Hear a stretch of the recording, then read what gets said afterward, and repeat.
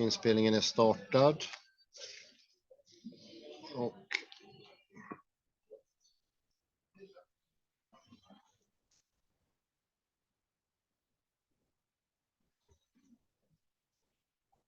sådär.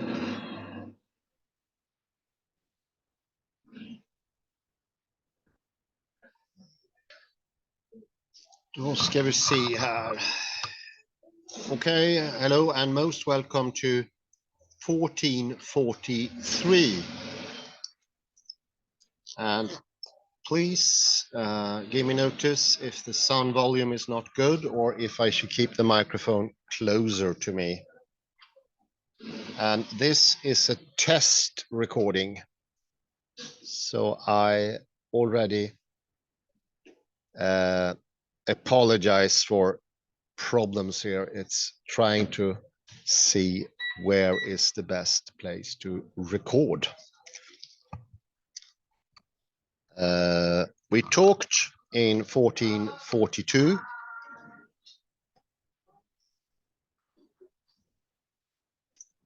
about differences and oppositions. And Derrida speaks of the irreducible ambiguity of the Greek logos. This is a quote from the second paragraph on page 81, sorry. Are we Jews? Are we Greeks? And the point there is everything is consisting of oppositions. Even unity is composed of opposition. So without oppositions, there can be no true unity.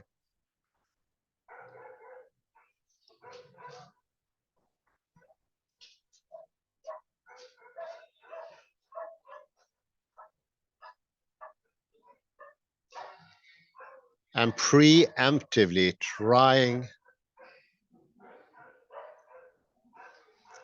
to get rid of unity or get rid of differences and oppositions will rid us of the chance of unity.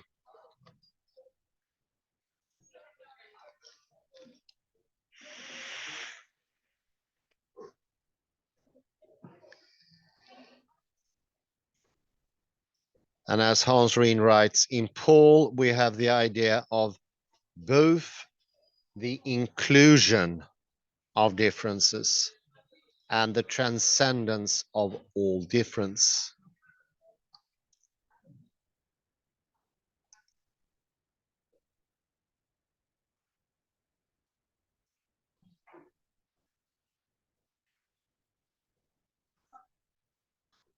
So the zest of it is without taking in the differences, we cannot transcend them.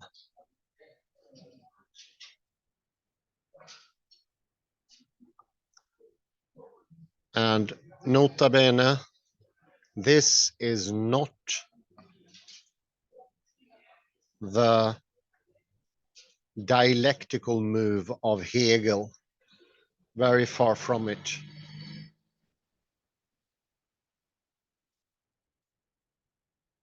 This is rather an understanding that difference is an integral part of wholeness.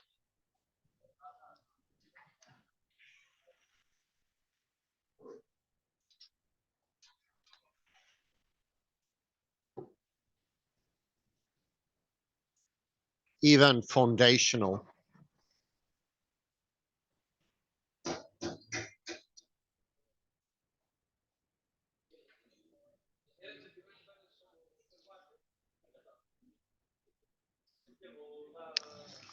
So I continue here my readout, and we are at the very last paragraph on page 81.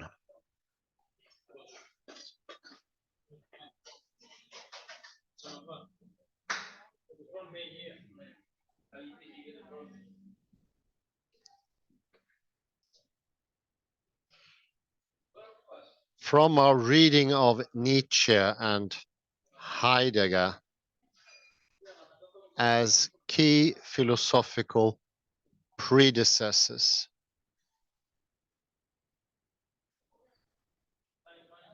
and also as paradigmatic philosophical readers of Paul,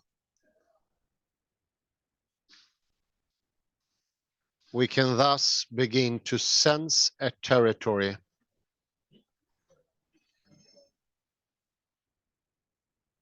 where Paul can be situated in the work of Derrida.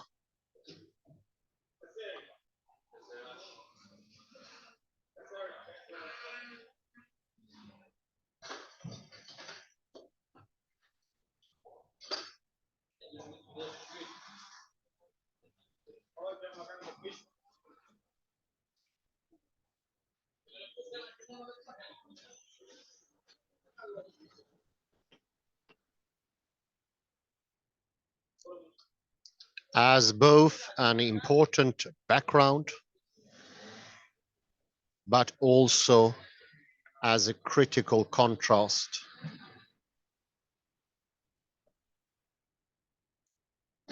My comment here, this last one, is crucial.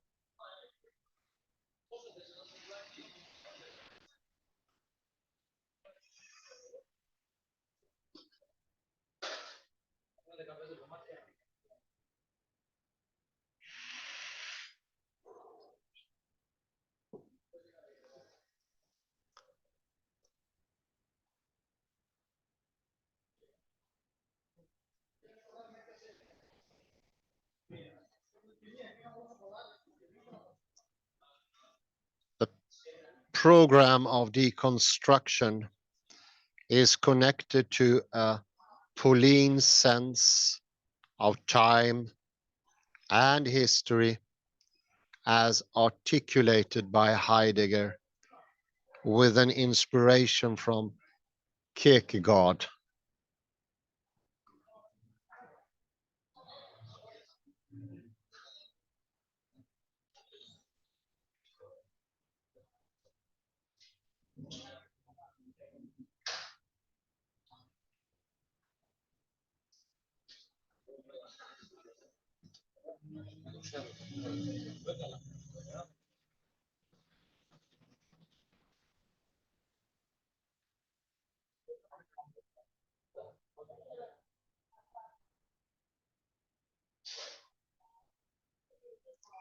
But as such, it is also connected to the question of what it means to stand within and at the same time rebel against a tradition.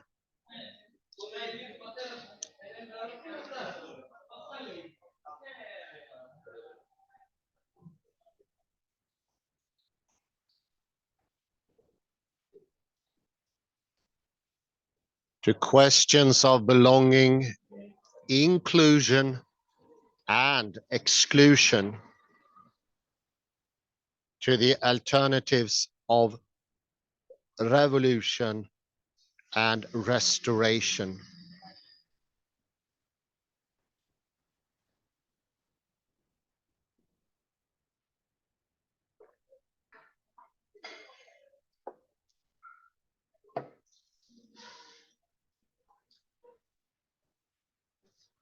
I will not reread the last one, but an important point is made here.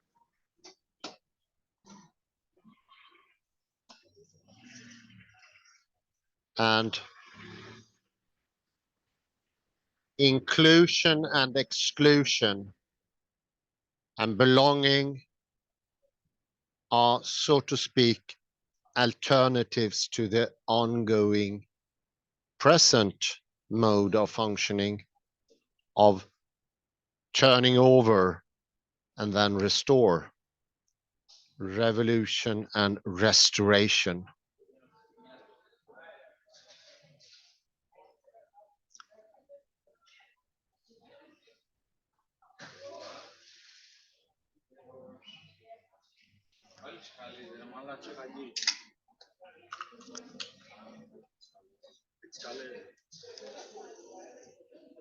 So this inclusion of differences makes the violent upheavals we experienced smoother.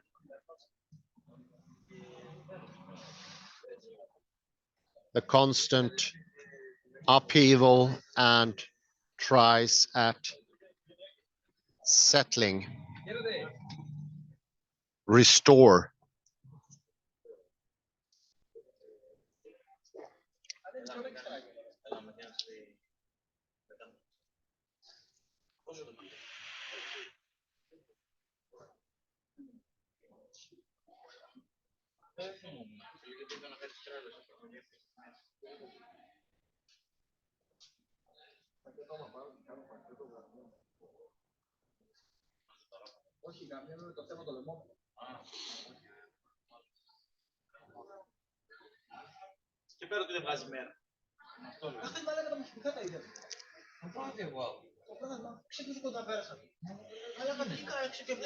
And this is a repetition of what was mentioned in the previous lecture of taking indifferences, oppositions, will cause permanence, will make permanence a possibility.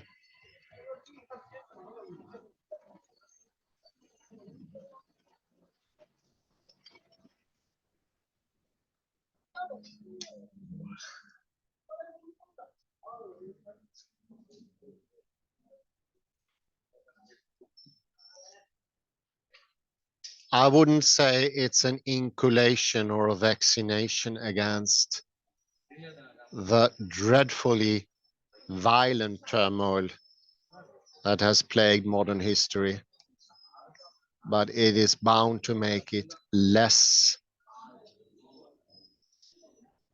grotesque, less drastic.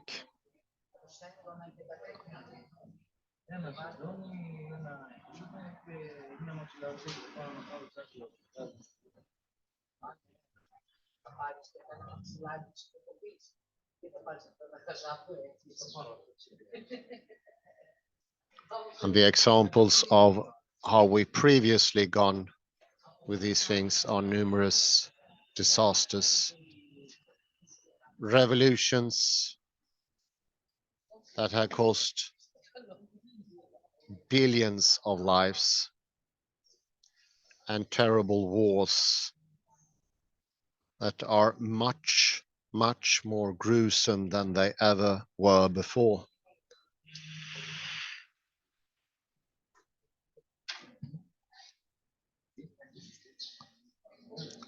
And this very modern lack of wholeness,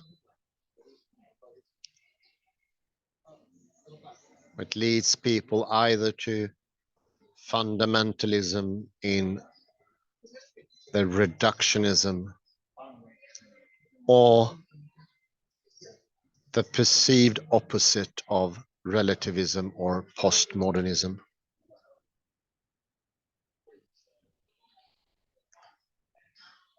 Those two latter things are actually the same.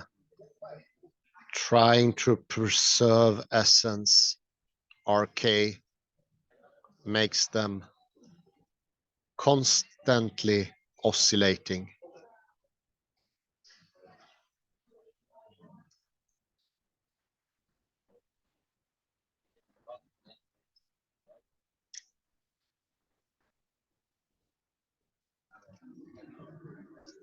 Not understanding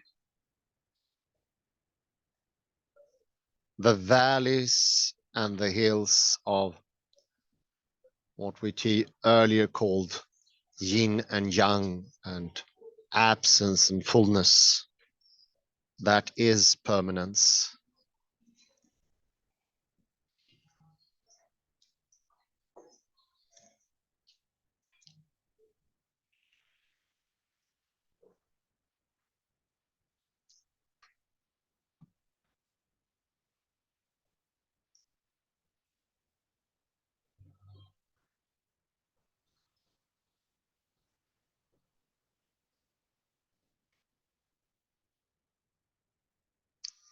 I will get back to this most interesting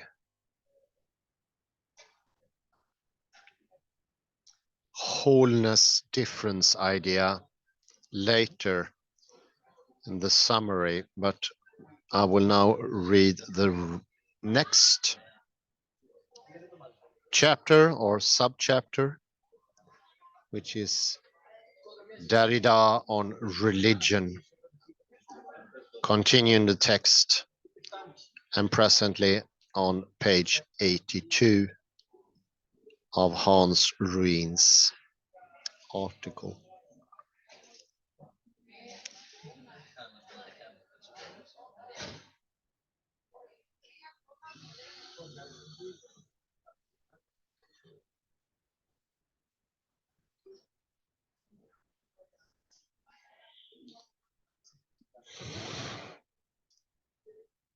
Nietzsche and Heidegger do not only provide two distinct and, at least on the surface, fundamentally incompatible ways of approaching Paul.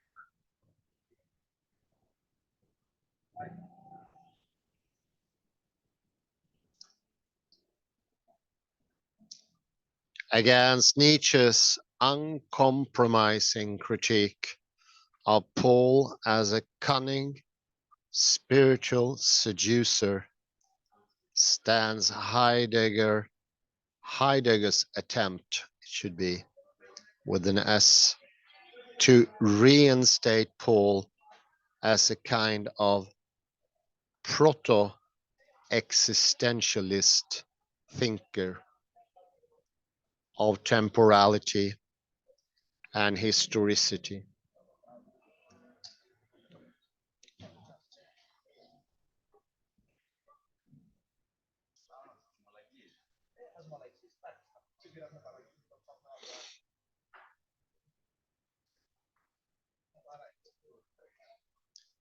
My commentary earlier mentioned temporality as a very difficult aspect of Heidegger.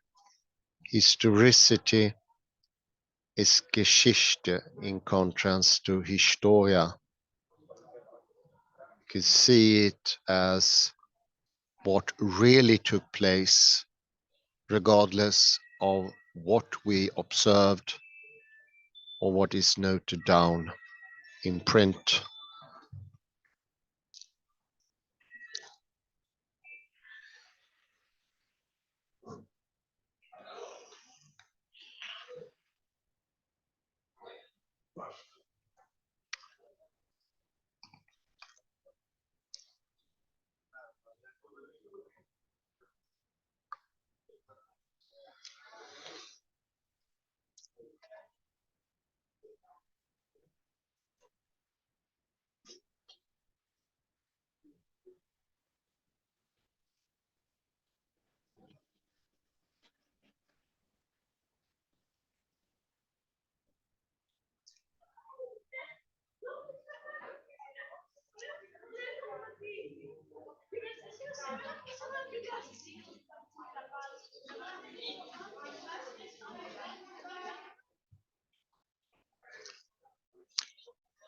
Also in relation to religion in general,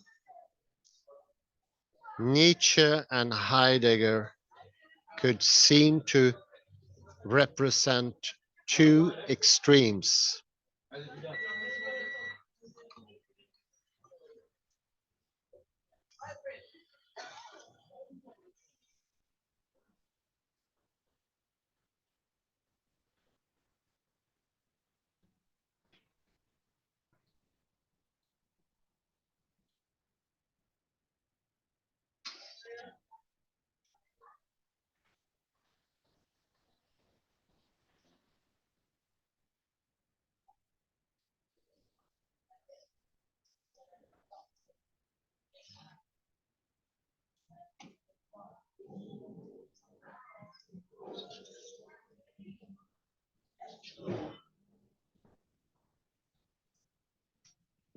Whereas Whereas Nietzsche anticipates Freud in his attempt to discharge the religious impulse at its root,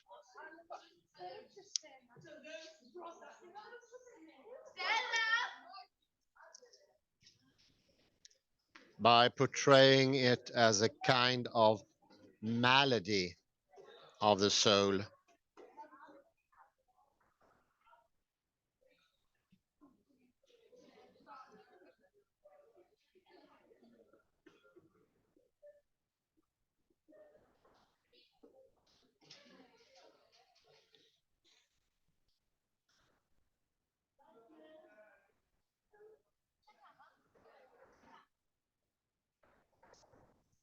Heidegger appears instead to seek a secular philosophical articulation of the religious and the sacred.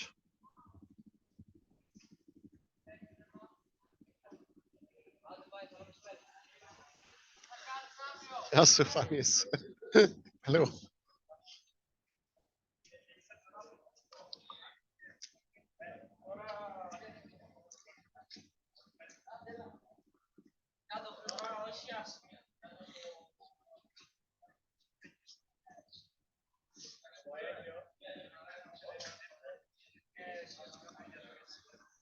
Through a thinking of being as event and as gift.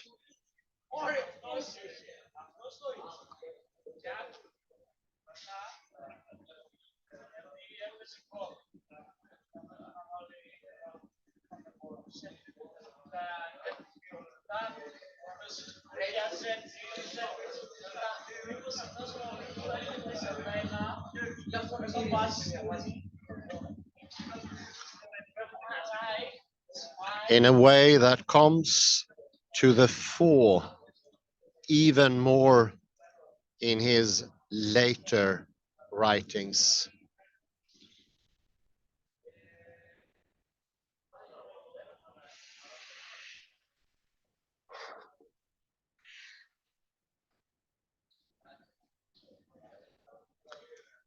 My personal comment here, and this is from me, is that I've seen Heidegger as taking in both the secular and the sacred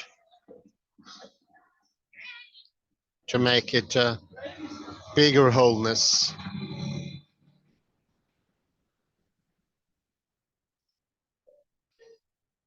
But that is my take.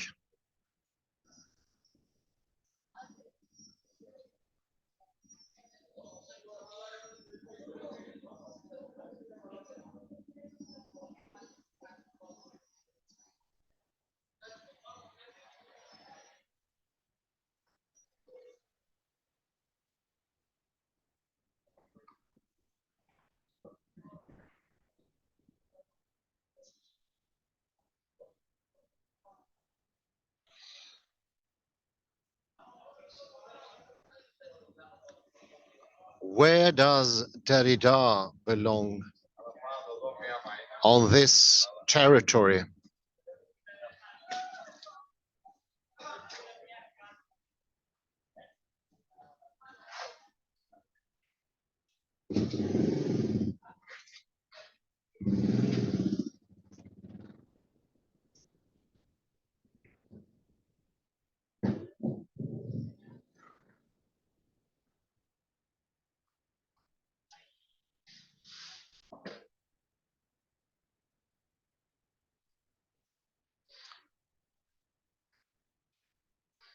In the earlier writings, there is little talk of religion.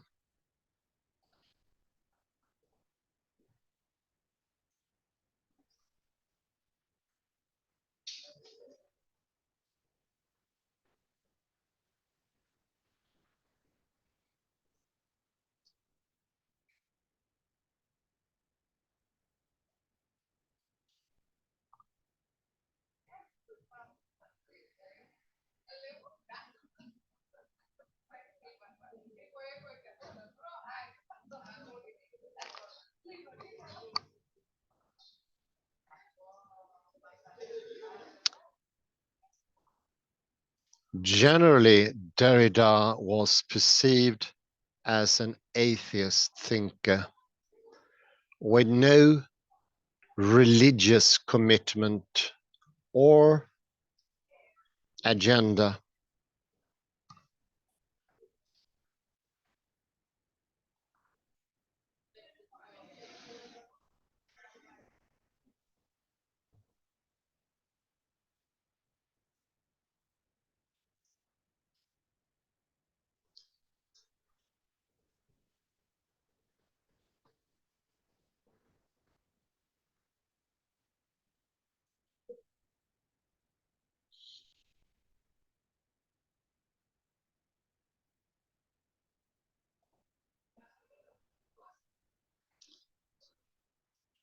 In a recent and much debated study by Martin Hägglund,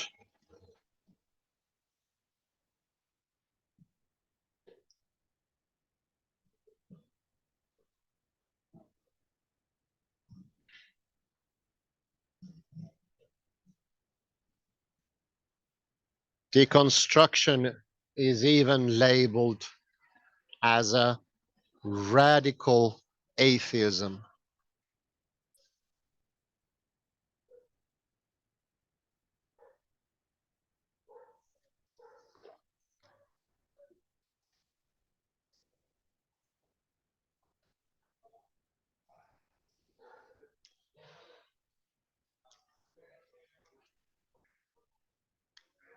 Implying that its conception of difference, finitude, and critique of metaphysics even commits it to a radically non-confessional standpoint.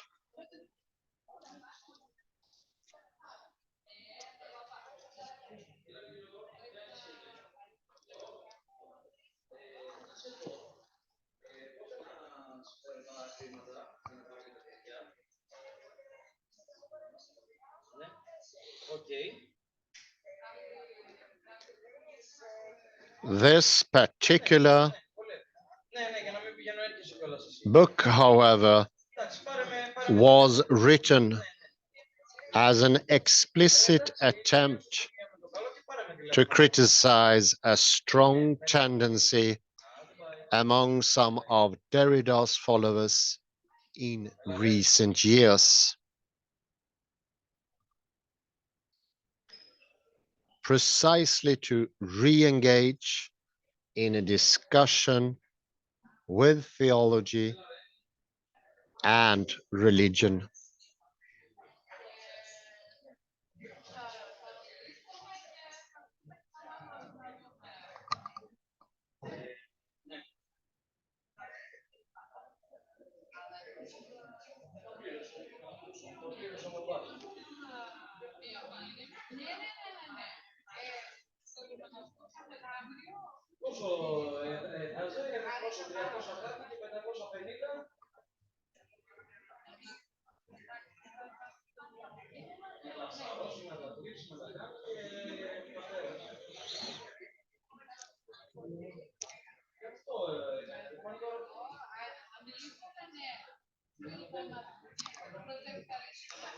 The starting point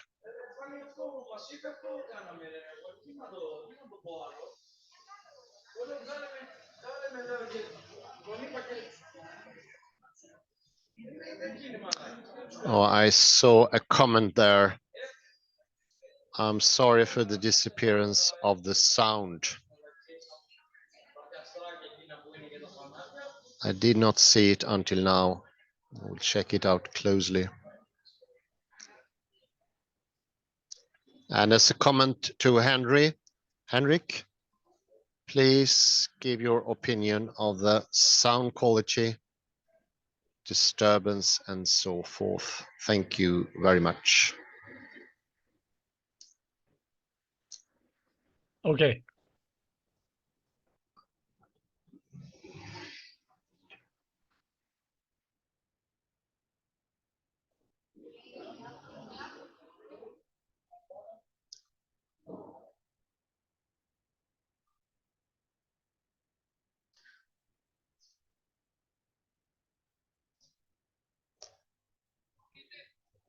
The starting point for this particular development and reorientation in deconstruction was a conference on religion that took place on the island of Capri in 1994.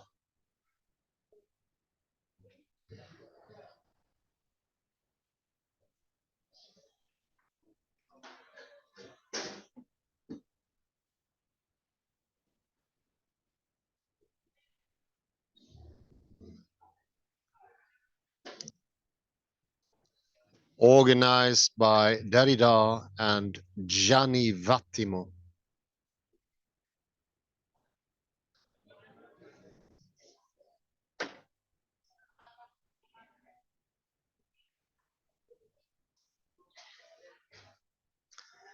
There he gave the talk Faith and Knowledge, which was later published in the conference volume.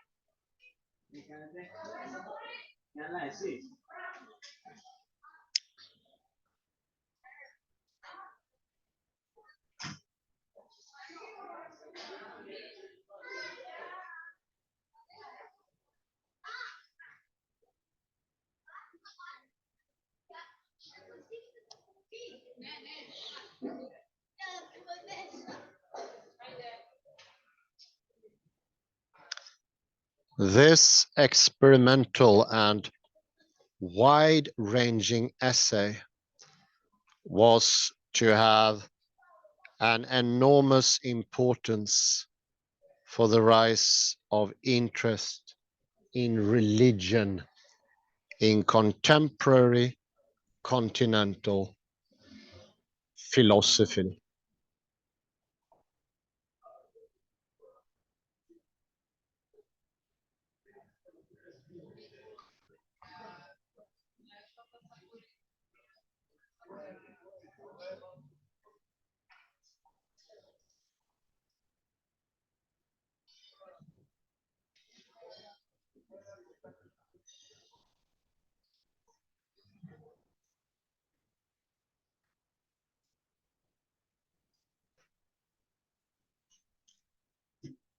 Already at the time of its composition in the early 90s,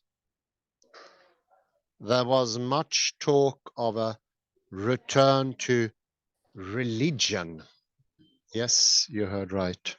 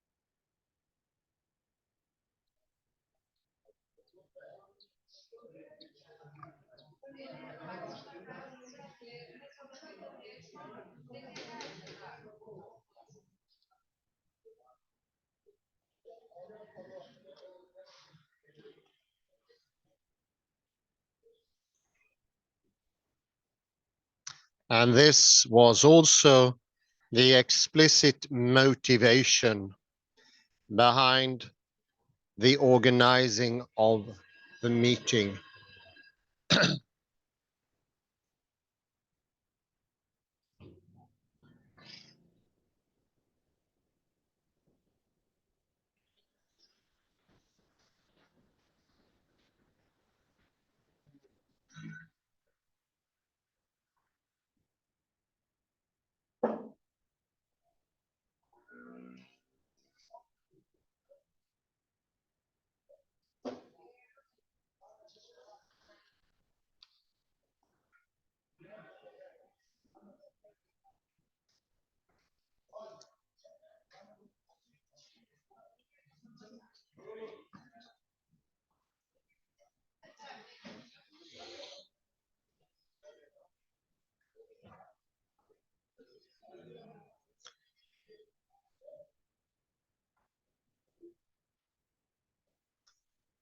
But what was new in Derrida's approach was his way of breaching again the question of faith and reason.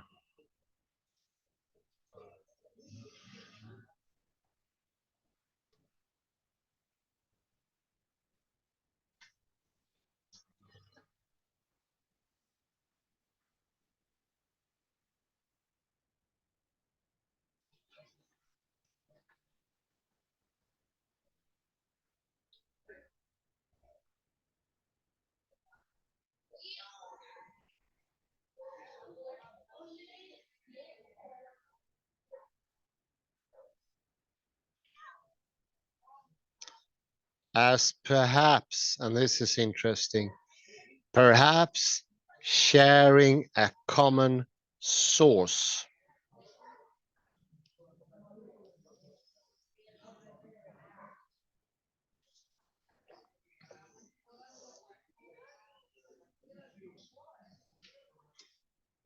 And this, you can see now, my commentary, the similarity from my previous take. And let me repeat some of the phrases here. Derrida's approach was his way of breaching again the question of faith of and reason, and that we instead should think of faith and reason as perhaps sharing a common source.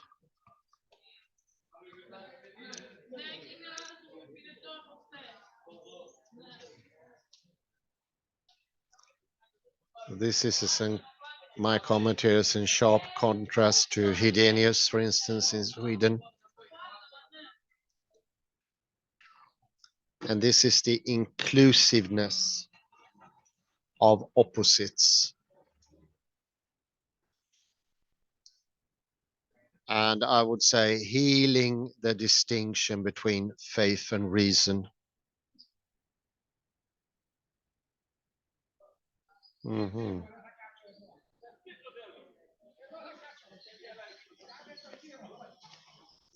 Let's see here.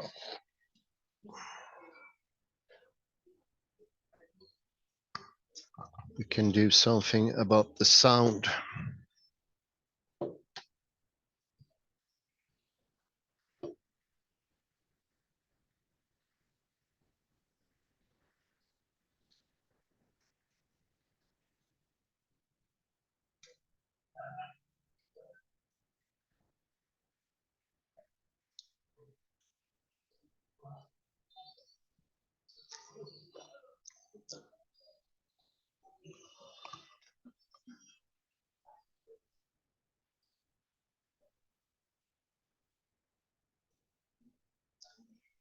In the essay, Derrida declares his commitment to an Enlightenment tradition, and a good part of his discussion is concerned with Kant and his 1792 essay, Religion Within the Boundary of Mere Reason.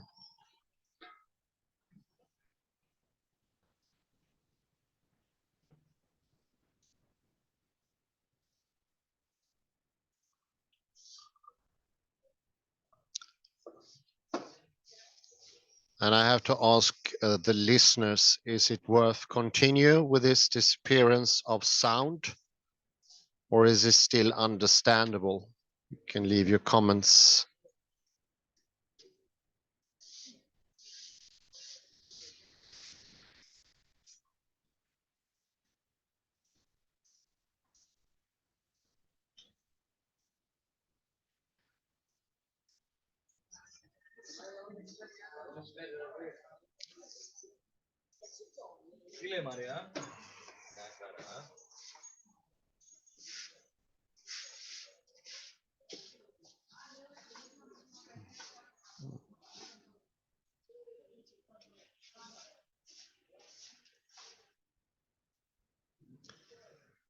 but partly through a meditation on the very metaphor of the Enlightenment, the light and the shining.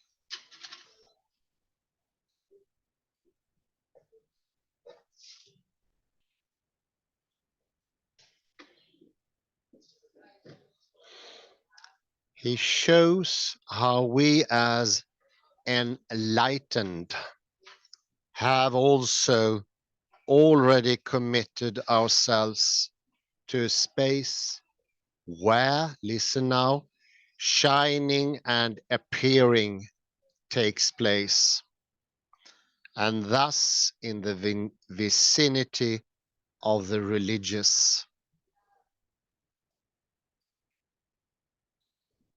And I would say Hans Reen here makes an incredibly strong point. Enlightenment is, and I think I said that before, the religious practice of the idea of light, of absolute clarity.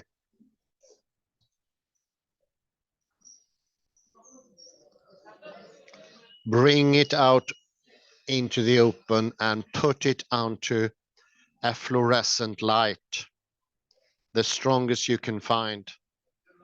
And then you will meet the truth with a big T.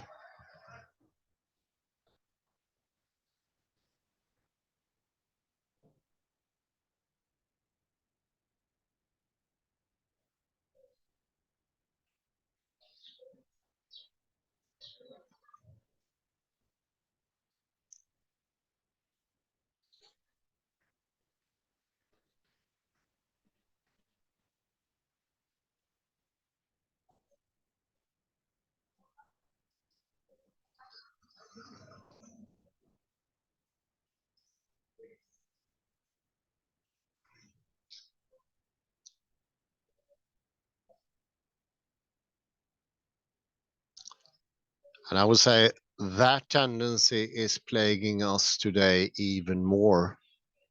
We are simply not aware that we are subjective perceiver. And I would say even that majority of people think what they say is absolutely clear and logical and in some way true.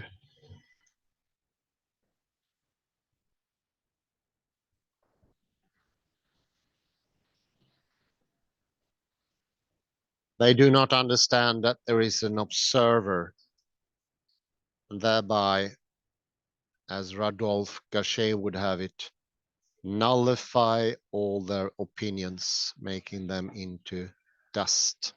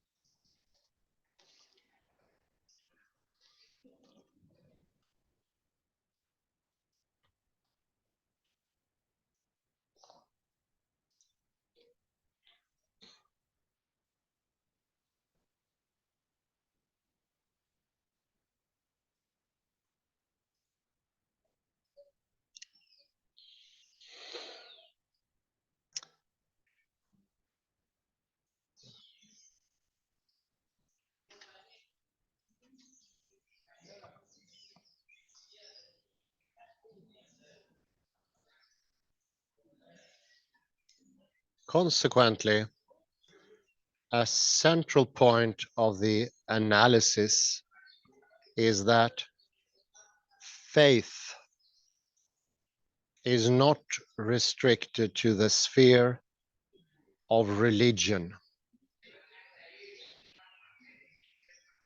but signifies a more general comportment that also manifests itself in rationality.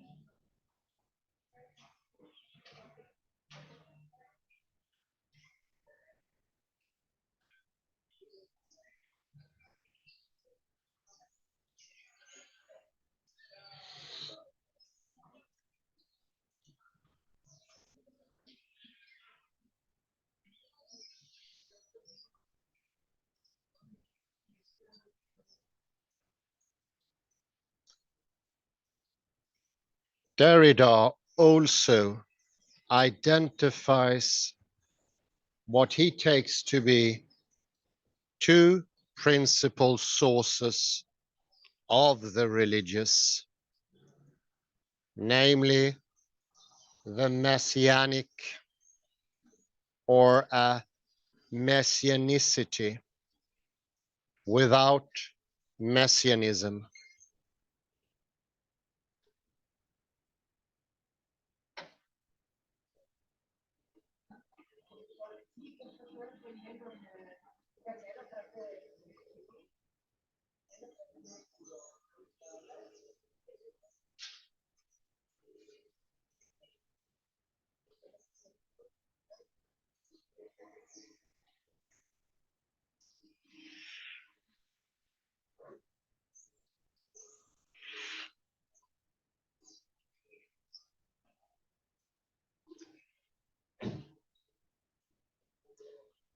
And the chora as a name from Plato designating when an organism fails to recognize itself and develops immunity in relation to its own tissue.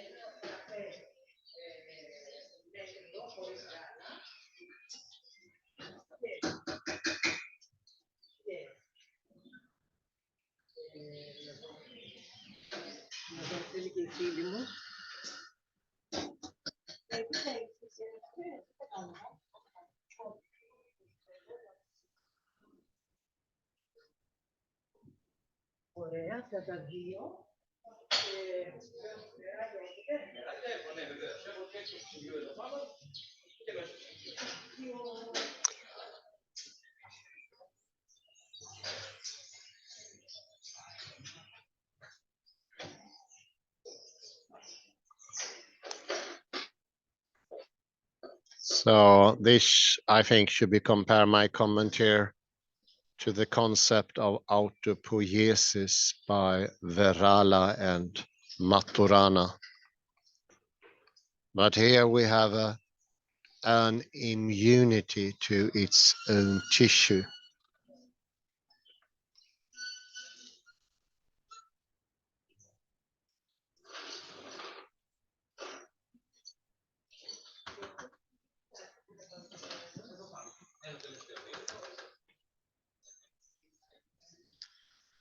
For Derrida, autoimmunity can also take on a more general cultural significance.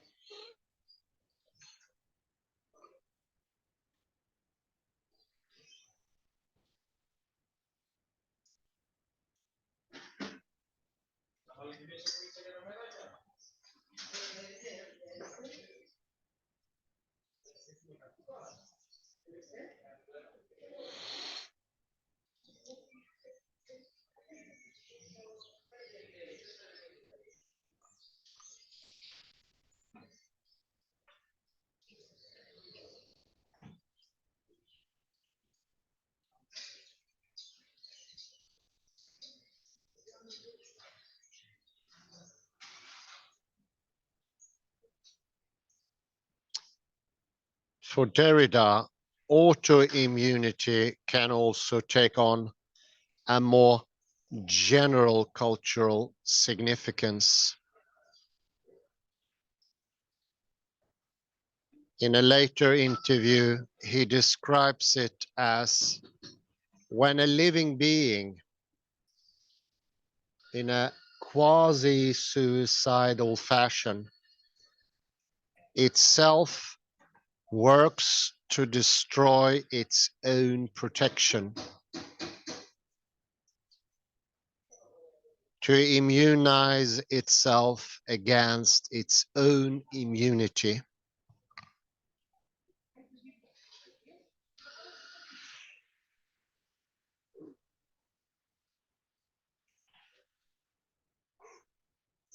Is here describing an autoimmune disease, like for instance, psoriasis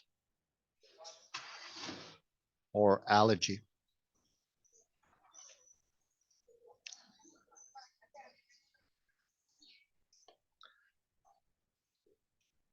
Cold.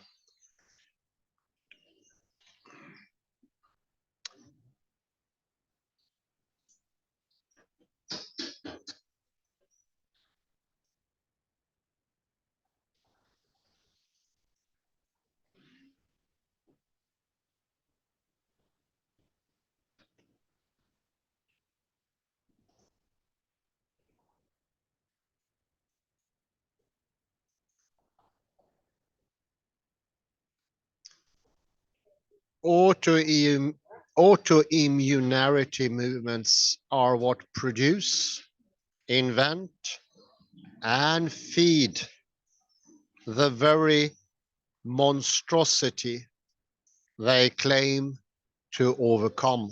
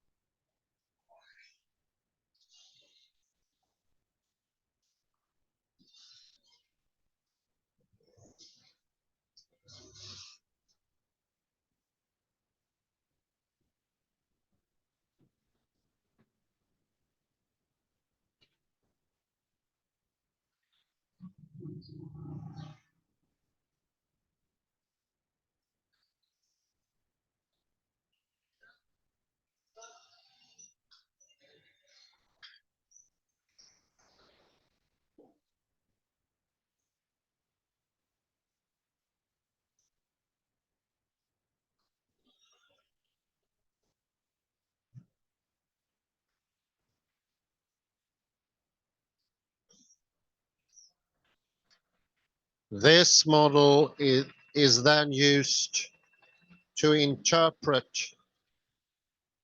the inner dynamic of both secularist and theist discourses that tend to produce precisely their own destructive counterparts.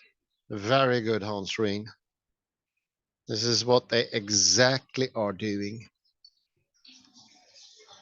My comment here, look at the Enlightenment movement as a reinstatement of religious mythology or one-eyedness.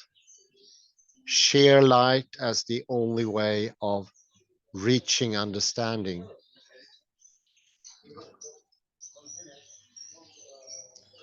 And the modern take, the only way to truth today is distinction, definition, and absolute clarity. All has to come out into the open.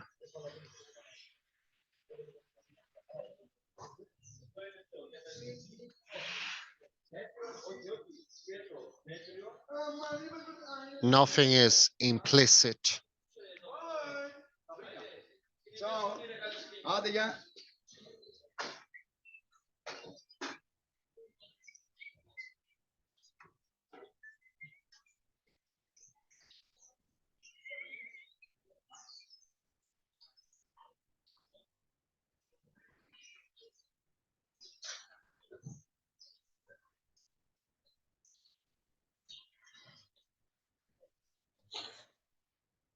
In the essay Faith and Reason, Derrida refers to Paul only in passing, and then to give recognition to Nietzsche's critique of the apostle, as already quoted earlier.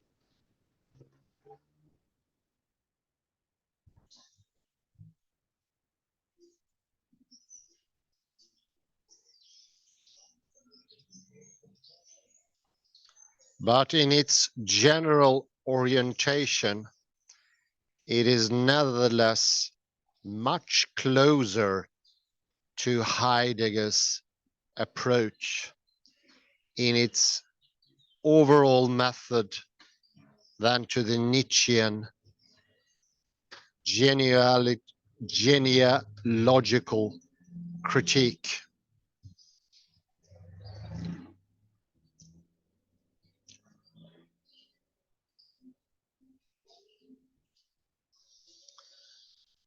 It seeks to show how deconstruction and its form of interpretation and critique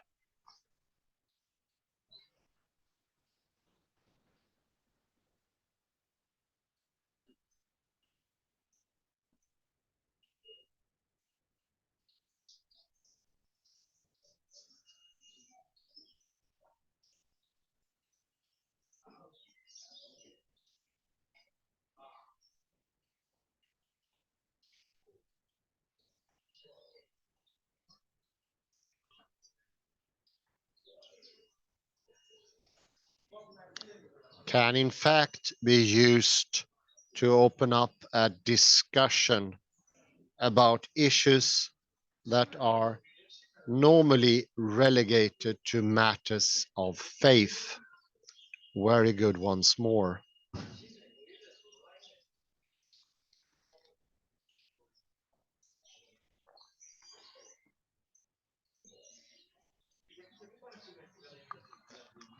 And my comment here, do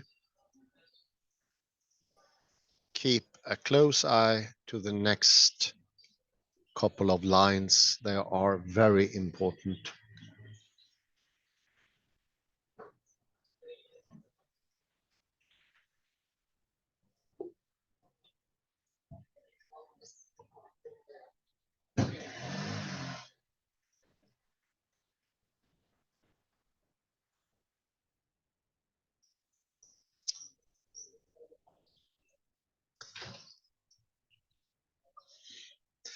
By questioning the very distinction between the secular and the religious, it outlines a new discursive space.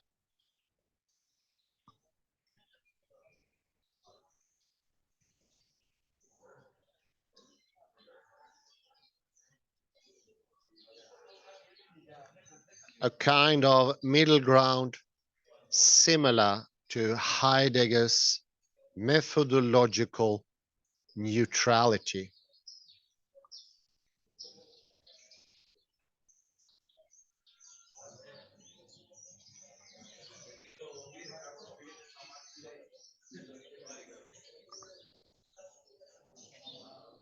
In his early lectures,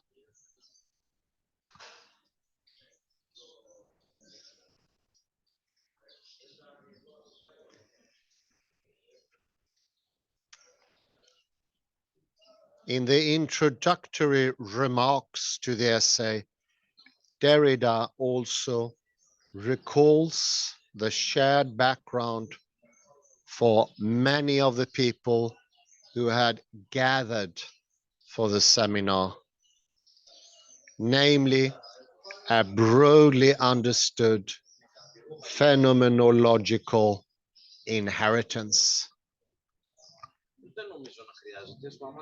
This is absolutely crucial.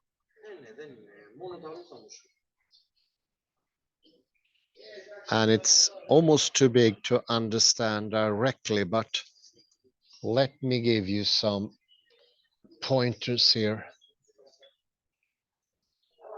Think about dividing the discourse into logos and mythos, and how this distinction, as Derrida has shown so many times, cannot be upheld. That implicitly points to them both coming from a greater wholeness, and only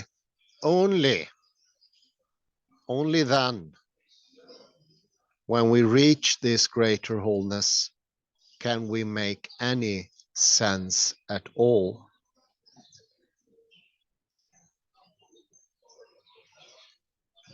So this is two flies with one stone. It kills off atheism and a possible apologetic movement, showing that they are reinforcing their own limits, causing an autoimmune reaction within themselves by what they think are arguments.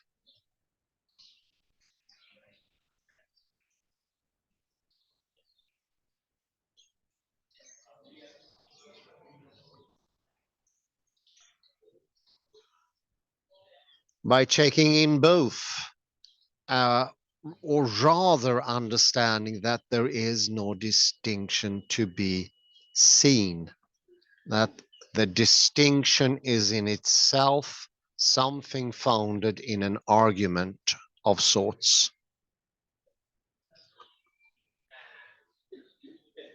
It's a Gödelian inconsistency, incoherent idea that what I said or say or will say could be eradicated from mythos or religion, nor could it be eradicated from rationality, neither.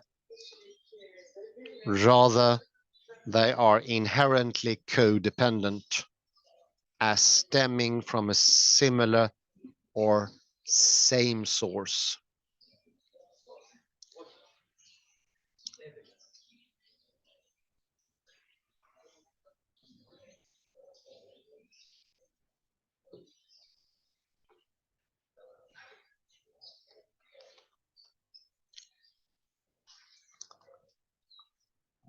I'm just going to put a marker here in my paper so I know where I am. Just give me a second here.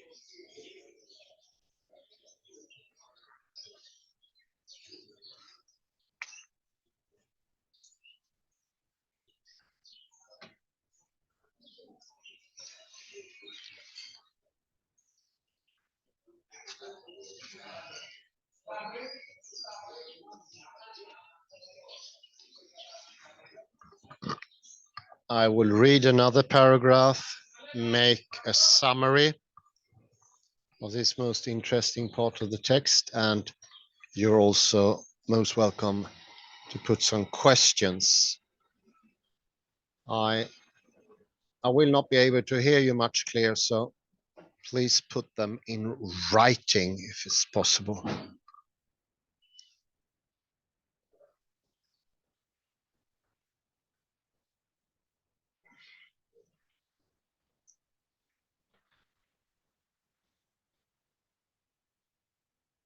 The impact and importance of this essay for the subsequent development of a kind of deconstructive turn in theology has been monumental.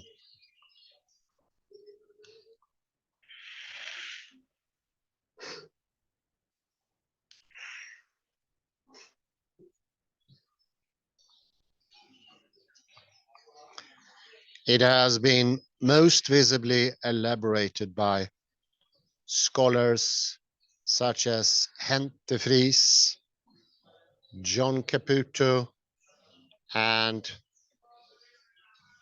Susan Sherwood, who have all published extensively on Derrida.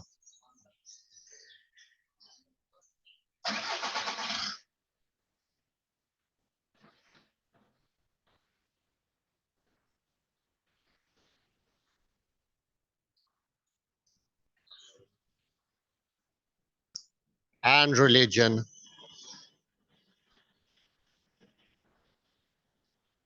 but who have also tried to make use of this theoretical orientation to open new avenues for contemporary theology.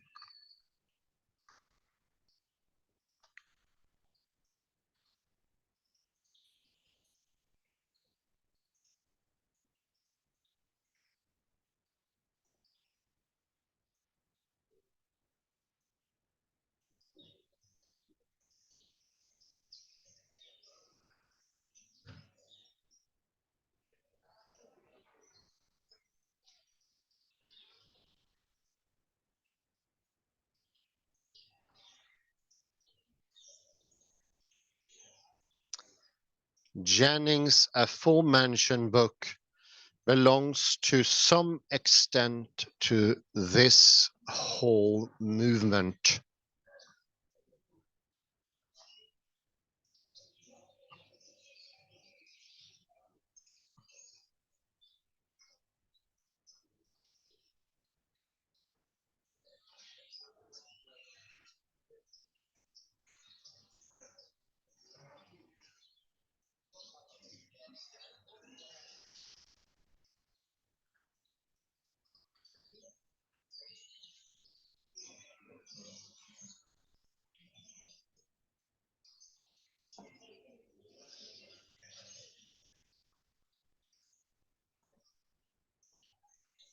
As it tries to make use of Derrida and deconstruction for a new interpretation of Paul and his legacy of the present, in the present.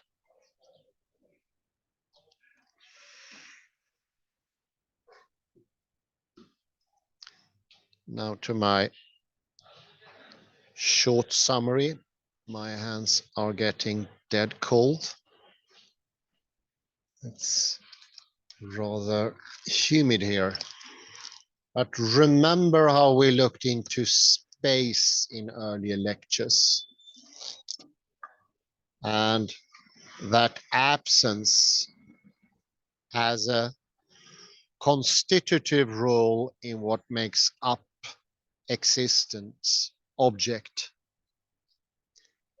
Now move that over to knowledge understanding itself, and that understanding, my way of understanding, also have contradictions or absences that are constitutive of what makes up thinking, what makes up understanding.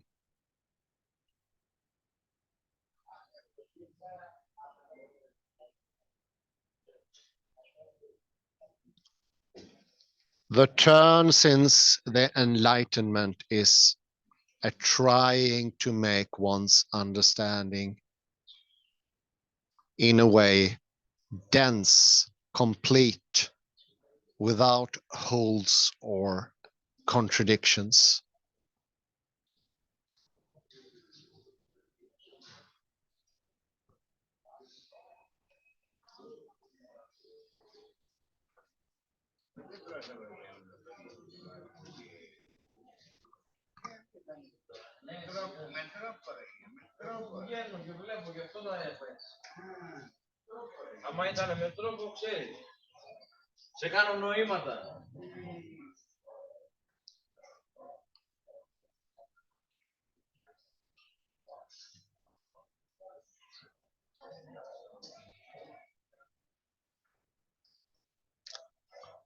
The very idea of blanking out opposition within one's own thinking makes it into an autoimmune movement. What you think you are doing when you are clearing your mind or sharpening your argument, which is very modern, is actually obliterating the force that only contradictions could give.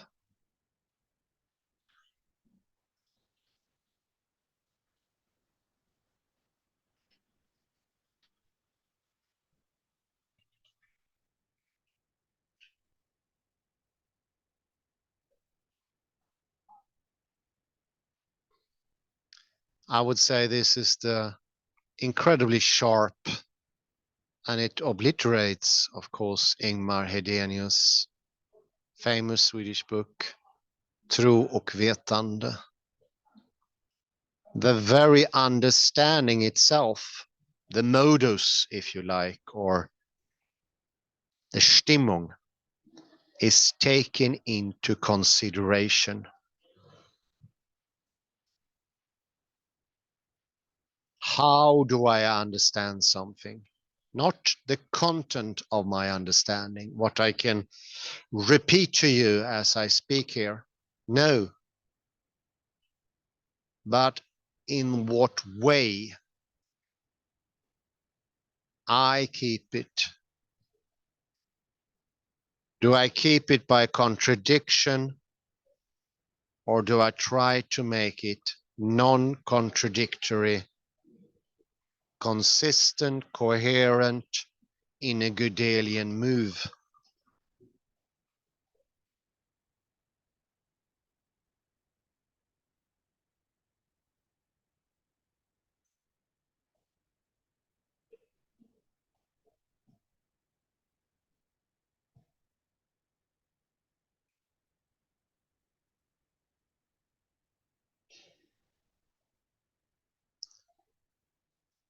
This is great by Hans Reen, because the modus of understanding is never addressed within modern education. This is only something taken up by the threesome of Heidegger, Derrida, and Wittgenstein.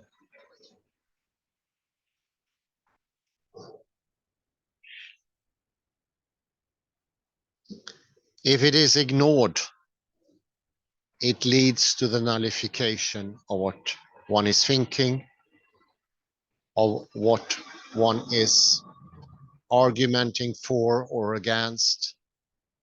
It makes it less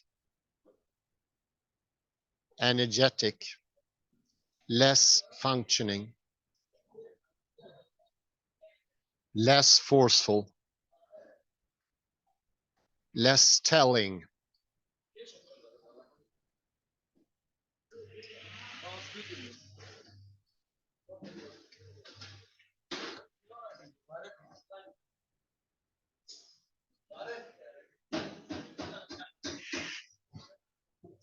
It is this undermining tendency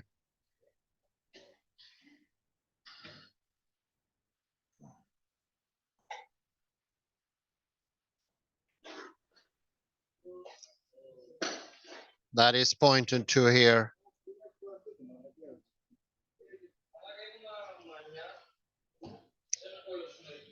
Let me repeat one of the better quotes here, last paragraph at the end of page 83.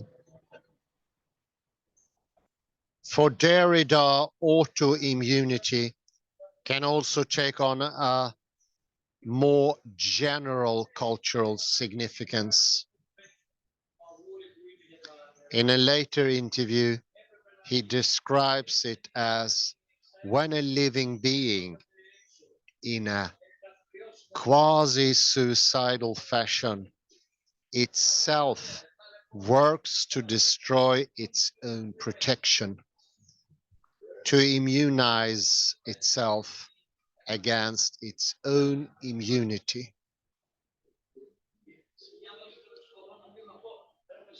This could be paralleled to weakening one's own understanding unknowingly and by force of historicity, simply by not knowing what makes a permanent, strong thinking, argument, or more clearly, an understanding.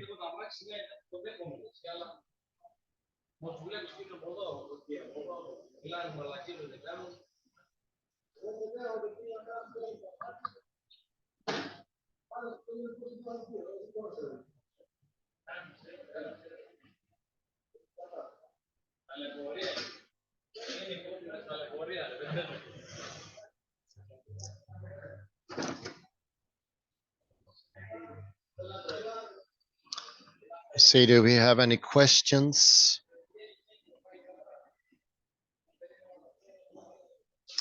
You're more than welcome to put any questions if you want to know. Let's see here.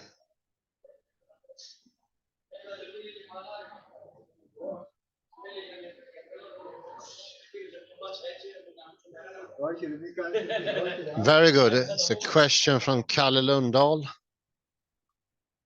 How does autoimmunity relate to the dichotomy faith and reason?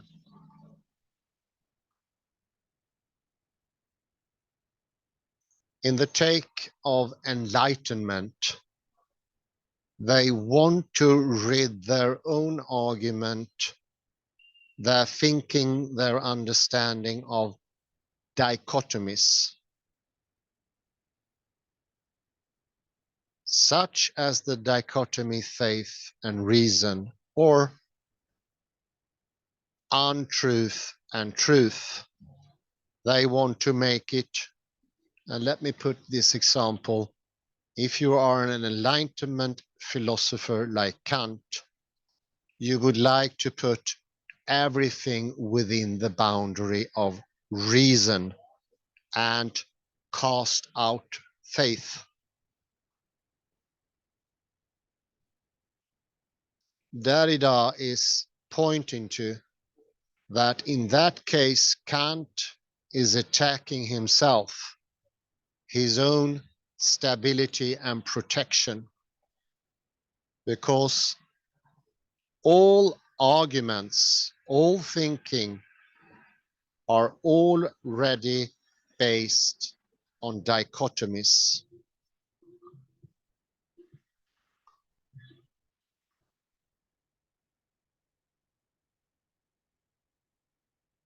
As we said in the beginning of the lecture, The idea here presented is to take in differences, oppositions, and thereby strengthening one's own arguments.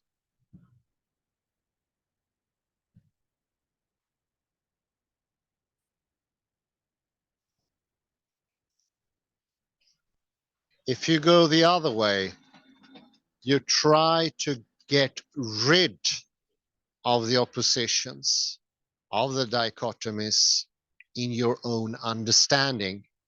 You do the Gödelian twist, the Gödelian approach. You will attack your own thinking, your own protection and stability.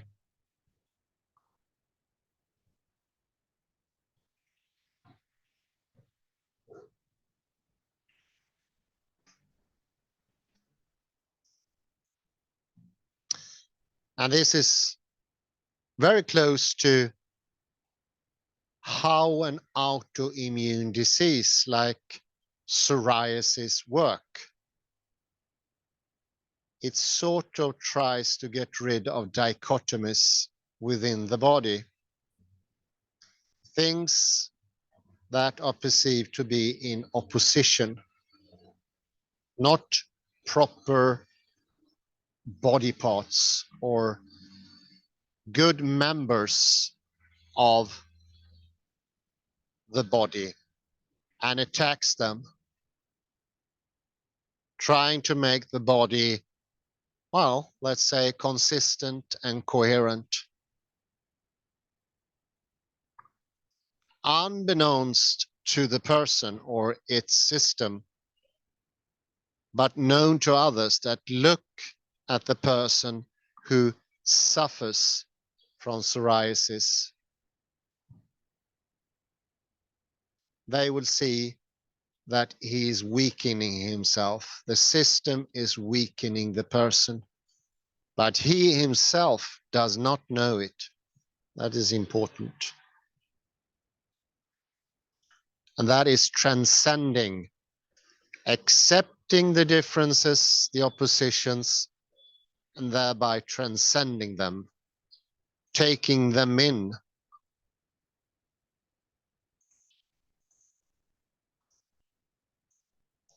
Allowing them will make, and this is, I think this is the most important, allowing mythology, untruth, will make your rationality even stronger.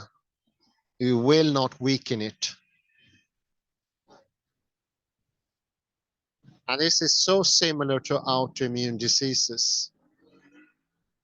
And I think I mentioned, not in the lectures, but how allergies turned up in the beginning of the 19th century, 20th century, sorry, because they tried to take away dirt, bacteria, and so forth too much.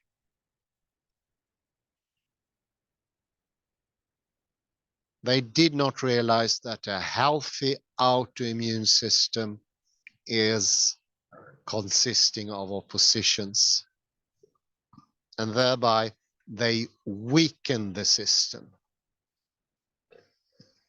Yeah, exactly. I see now, Kalle. He needs the healthy poison of faith to make his rationality and faith stronger. So even if he only opts, let's say, can't say he wants to evict all faith, he needs to bring faith into himself. And also think about the hills and the valleys. Without the valleys, the yin, there will be no hill. Quite literally. Quite literally.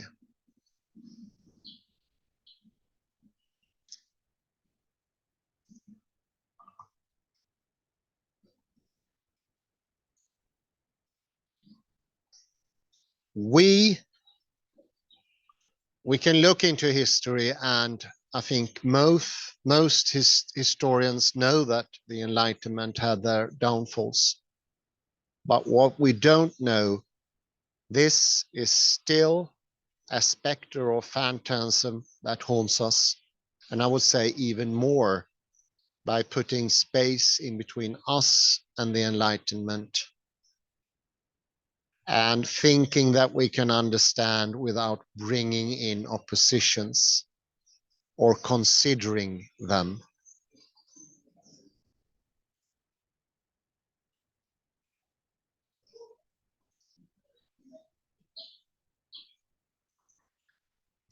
Do not confuse this with humbleness, because it has, of course, an aspect of humbleness. It has an aspect of being less egotistical. But in this text, that is not the most important aspect that Hans Reen is pointing towards. But it has those aspects as well. Will make you stronger to take in oppositions.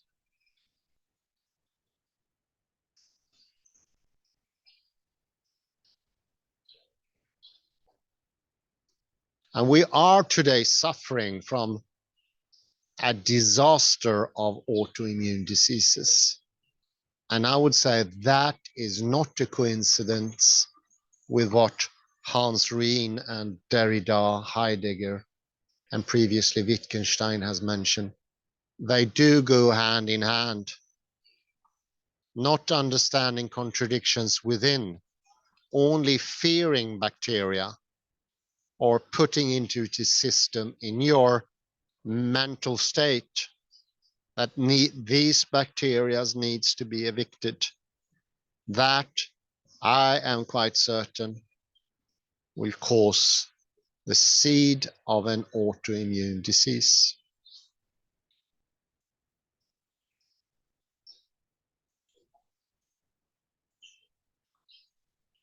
No point from Henry. Henry, are you with us? At least maybe you can comment on the sound quality. The sound is okay. Sound is okay.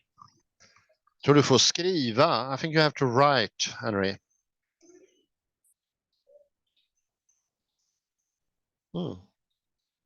Not much of disturbances then. How odd. Well, that's good news. I will make the lecture, and this is beside the point for you who are listening to this lecture. I will make the lecture tonight soundproof, but it's good that I can have this place as well, since here I have unlimited access, unlimited gigabytes. Well, I think I have to, yes. Yes, indeed. Let us be grateful to Hans Reen for his analysis of Derrida's 1994 essay, Faith and Reason, which helps to unpack Hedenius. Definitely. Wow, very kind, Kalle. And thank you for listening and for your patience in this not perfect environment at all. And I will listen to how the sound disappears and sort of try to judge how bad it is, this flexing Wi-Fi. Thank you very much, everybody. Have a very pleasant afternoon. Bye-bye for now. And I need to stop sharing. And I end.